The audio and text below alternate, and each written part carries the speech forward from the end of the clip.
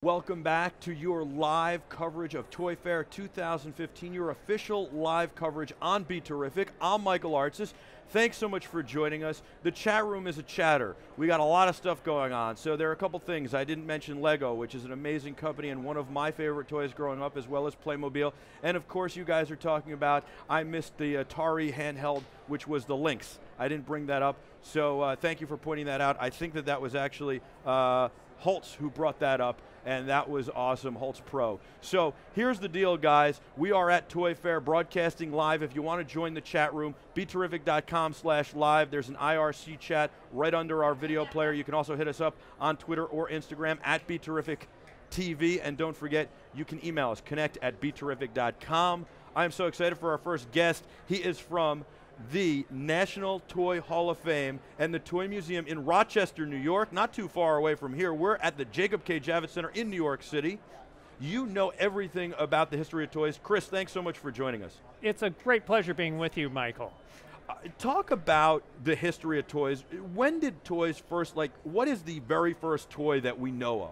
You know, some of the toys in the Hall of Fame go back so far that they are lost in prehistory. Toys like marbles and jacks have been around. We find them in archaeological sites. We don't know where they began. Others are just a little younger. Toys like the kite have been around for more than 3,000 years, and we continue to play with some of these things today. So although Toy Fair is about some of the newest items, it's great to remember that some of these have incredible continuity. I think it's always interesting to think about everything that is in the toy genre, right? Because we talked about it in the opening. I think you were waiting in the wings in our green room here, but the idea that bicycles are toys, really, and scooters and all that stuff, board games, stuffed animals are toys, it really just is never ending. It is, and there are things that we treat as toys that aren't manufactured as toys. We've inducted the stick and the blanket and the cardboard box into the National Toy Hall of Fame for their play value. Wow, that's unbelievable. The cardboard box, you know, that is probably one of the best toys. I have a son, he's 21 months old, Jack, and I heard that when I was young, all I did was I'd get this great toy and then I'd just play with the box. You hear lots of kids like that. Jack is like that. He loves playing with boxes. Of course, he plays with the toys too, but he loves playing with boxes. I know growing up long before social media, in my suburban neighborhood, if somebody got the delivery of a refrigerator or a washing machine, every kid in the neighborhood knew about it instantly, and we wanted to be in that backyard. There's so much you can do with the box, too. You can make ramps for skateboards and scooters. You can use it as for sporting. Like, you could put it in the net for a hockey net for a shooter tutor. You could put it up and throw pitches to it. When you get them old and floppy, they get flat. You can slide down grassy hills. No snow. You're not held up by not having a sled or snow. I love it. What about a toy that is maybe the most valuable toy collector-wise? I think that, you know, the funny part is you always hear people, oh, if I'd only kept that toy, it'd be worth so much today. Well, one of the ones that we have at the Strong Museum in Rochester is the original Monopoly board. The one that Charles Darrow created for his kitchen table. It's circular because it matched their table, but what is so cool about it is that the graphics on it look just like the manufactured ones that we play on right to today. The houses, the hotels, they were made out of baseboard molding and chopped up. The cards are hand typed. This is somebody taking a concept and putting it into 3 dimensions. It is something that the museum was really proud to acquire when it was auctioned off at Sotheby's auction house a few years ago. It may not be the priciest toy in the world, but it is one that we are proud of. Is Monopoly maybe the most well-known board game or toy? I mean, I love Monopoly. I love playing. You know, I was an only child, and so it was hard to get a game of Monopoly going, but I would bug everybody all the time. Every family member, every person who would come to visit, hey, you want to play Monopoly? Monopoly is without a doubt the iconic American board game. It fits our capitalist principles. It actually started as a different game that was to teach you how awful it was to have a money gouging landlord. But what people who played that game found is that they really liked driving their family and friends into bankruptcy. And Charles Darrow took the original sort of moral message of that earlier game, turned it on its head, and we have loved becoming tycoons ever since in that game. What does it take to get into the Toy Hall of Fame? I mean, there have been some amazing toys throughout the years. What does it take? I mean, what about something that had a long run like Lego, you say, okay, that's got to be in there, right? That's right. But what about something that had a short run, like the Cabbage Patch Dolls, but had such a amazing burst and such an amazing story? Cabbage Patch Dolls have been a finalist for the National Toy Hall of Fame. There are 3 big criteria to get into the hall. First, you've got to have longevity. Not necessarily 60, 70 years like a toy like Monopoly or Lego, but you have to have been on the market for at least 20 continuous years. Second, these are toys that are easily identifiable. No one would mistake a hula hoop for a Barbie, for a teddy bear, for a radio flyer wagon. And third, these are toys that encourage learning, creativity, and discovery. So these aren't the toys like the ones of your son that he gets the gift and he's playing with the cardboard box. These are the toys that have staying power. They aren't just the ones you press a button, it does a little shtick, and you're done with it. So they're ones that engage you socially, mentally, creatively. It's got the best qualities of play involved. I love that. What about the radio flyer? Is that there? It's in the Hall of Fame. Wow. How many items are in the Hall of Fame? There are 67 inductees into the National Toy Hall of Fame today. And is it hard to, do you have one every year, or do you, because the Sporting Hall of Fames, right, they always seem to make sure they have one every year. And I think recently the Baseball Hall of Fame skipped a year. They had no inductees, right, which I applauded, because I felt that, you know what, look, if people deserve to get in, put them in. Don't just put somebody in because, oh, we need to pick somebody. So is there a toy every year? How does it work? There's at least 2 toys every year. Some years it's 3. So this year we inducted 3, for instance. We inducted, I'm blanking out on this year's inductees. Let's see, Rubik's Cube, Little Green Army Men, and Bubbles. So pretty new in terms of Rubik's Cube. Little Green Army Men, they've been around since the 30s, and Bubbles, they're around since the 1600s. So a real range. I was talking before when I was walking around the floor about innovative toys I thought were really innovative that stood out. So to me, like Photon and Laser Tag, they kind of came out together. They were very innovative. I thought the Super Soaker was very innovative as well. I think that probably back in the day, the Little Green Army Men were very innovative. Certainly the Rubik's Cube is iconic, but was innovative when it came out. To you, what is the most innovative toy that you've seen in the last, I would say, decade? All right. Well, I'll just say that we've inducted toys into the Hall of Fame because of their innovator status. We inducted G.I. Joe because he created the entire category of action figures. We inducted the Atari 2600 because it wasn't the first, it wasn't the best, but it was the console that found its place in so many people's homes and had a huge social impact and changed the world of play ever since. So I guess right now, some of the things that capture me a lot are what some folks call the phygital toys, the ones that combine digital play and physical objects, and those are ones that I think we're only going to see more of as kids grow up who are digital natives. They've never known anything else. They're just going to expect a seamless play experience. I couldn't agree more, and we were actually talking about this as I was walking around the floor, that I think that that's where the innovation is really going. But there's innovation in everything, right? It doesn't have to be that complex. It just has to be there, and I'm excited about that, especially with a young son. I can see that he's getting more into that, and people are learning. We were talking to people last night about just teaching kids circuitry and all sorts of stuff at an early age. What do you think overall, in general, that sticks out in your mind over the years was the biggest game-changing toy educationally, where I would say, in my mind, in the 30s, the 20s and 30s, what I know of toys, maybe even the 40s, they weren't necessarily that educational. They were to keep the kids occupied. Right. And the Little Green Army Men came out. There's not really education in that. Maybe some strategy if you could, think about it. But where did the tide turn and we started to get educational toys?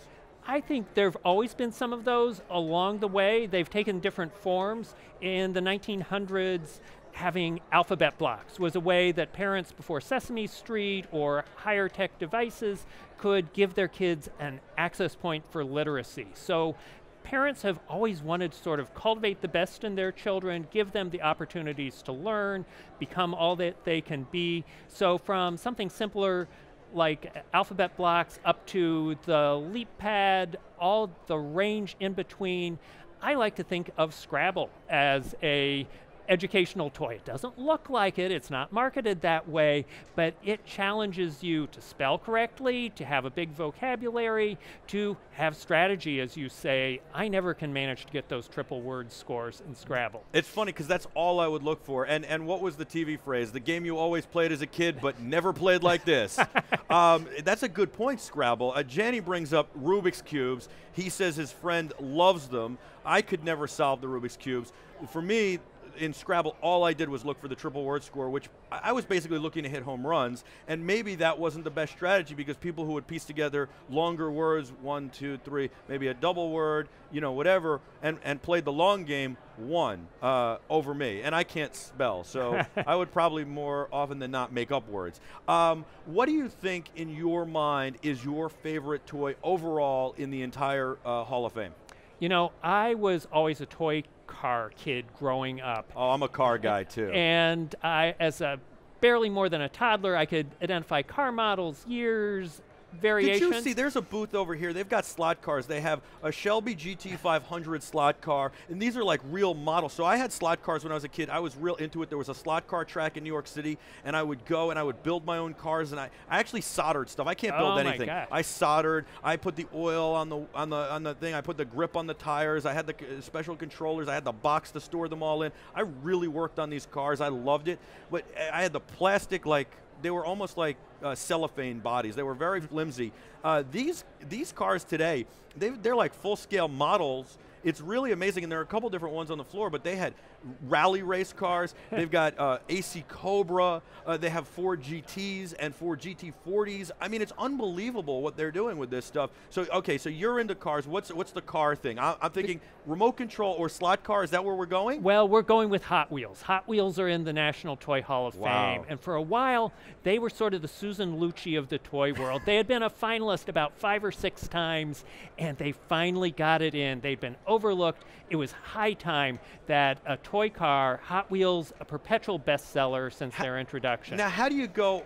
I mean, I don't know the story between Hot Wheels and Matchbox, but how do you figure out, does Matchbox get in or Hot Wheels? You know, the Matchbox people aren't very happy with me right now since Hot Wheels got in. Matchbox came before, but Hot Wheels outdid them in speed, and Hot Wheels have had such staying power since then.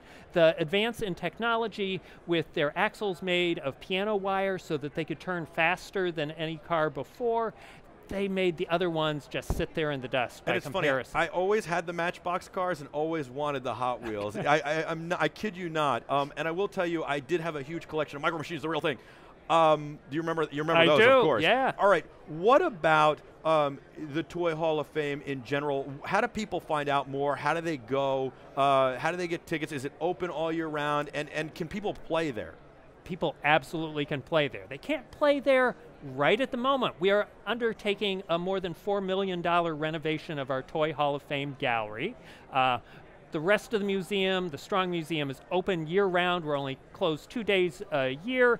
At museumofplay.org, you can see all about us. You can learn about the toys in the Hall of Fame. We've got a collection of 400,000 items in the museum. We welcome more than 500,000 guests every year. You couldn't have the National Museum of Play like we are without being able to have hands-on and digital play. We're the biggest collection of electronic games in the country, more than 55,000. We've got arcade games that you can play. We've got console games you can play. It is such a memory trip for people of every age. The biggest thing we hear said over and over again is, I had one of those, or like you with Hot Wheels, I always wanted one of those. Yeah, no, absolutely. That's unbelievable. That's really amazing. I've been to the Pinball Hall of Fame in Vegas, which is unbelievable, and I can't imagine going to. I'm so excited. We're gonna do it because, and we got to film it because when you guys are back up, because I'm going to be so overwhelmed because it's not just pinball machines or some arcade games. It is going to be arcade games. I'm sure pinball machines. You're talking console games, and then all the toys that we've been talking about. You're right. Is there a water gun in the Hall of Fame? Is there like a Super Soaker or something? It is not. I think Super Soaker is a definite candidate for one of these next few years. I am a strong fan of that. We only have 12 finalists every year, so there are so many great toys that are waiting in the wings to You know what I also love about Super Soaker, is the fact that The Super Soaker could never be mistaken for a real gun. So, you know, boys like, and girls too, like their toy guns, and they like their water guns. And when I was growing up, it was becoming the big thing that unfortunately police officers and other people were mistaking young children for these realistic-looking guns that were water guns or pellet guns or whatever else. And to me, a Super Soaker was just sheer fun. It looked like fun, and it couldn't be mistaken for anything else. And it has a great backstory. It has an African-American inventor. It talks about diversity in the world of play. Tell me about the story with Super Soaker. So he knew that he wanted to ramp up, that water pistols had always been lousy, that they could barely make it to the end of your hand with a squirt. So he wanted something that could build up pressure. He cobbled it together. He had faith in his invention. He kept taking it around to toy company after toy company. It was hard to get anyone to pick up on his dream, but finally he persuaded a company to manufacture it, and it's been a sensation ever since. What is the best story, or one of a couple of stories you can tell us about toys coming to life? Because I think there are so many great stories. We're all about telling stories, so you guys know about the history of toys. Obviously, Monopoly's a great story. Super Soaker's an amazing story. Lego has an unbelievable story and history. Right. What are some of the, give me like one or two amazing stories. Well, one of my favorites is some of the toys that weren't meant to be toys at all.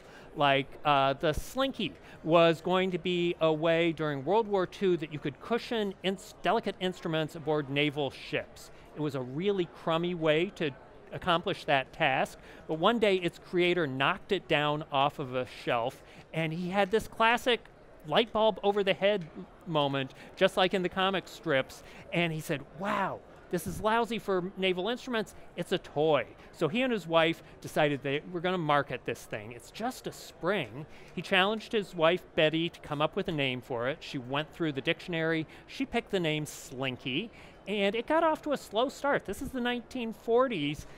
You would pay $1 for a spring? It looks like nothing.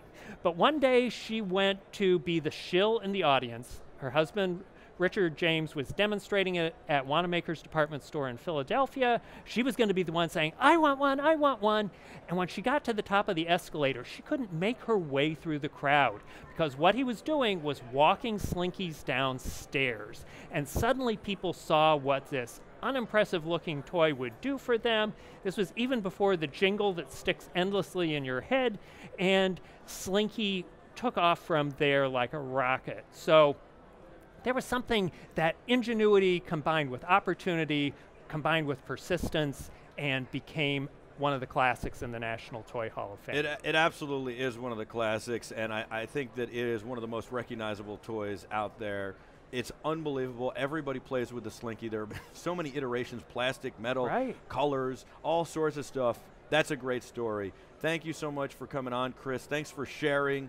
And I can't wait to come up to the museum and see the Toy Hall of Fame. I am just blown away by all this. Great. Bring your son. You're going to have a great time. Absolutely. That's Chris. He's from the National Toy Hall of Fame, of course, and the Museum of Play, the Toy Museum in Rochester, New York. You're going to want to check that out. They're under construction now, but they'll be done soon, and I want to thank Chris for coming on. This is your live continuing Toy Fair coverage, your official coverage of Toy Fair 2015 on Be Terrific. I'm Michael Artsis. I got you in the chat room, so keep it coming. Keep watching. We have a whole lot more. Don't go anywhere. We'll be back right after this.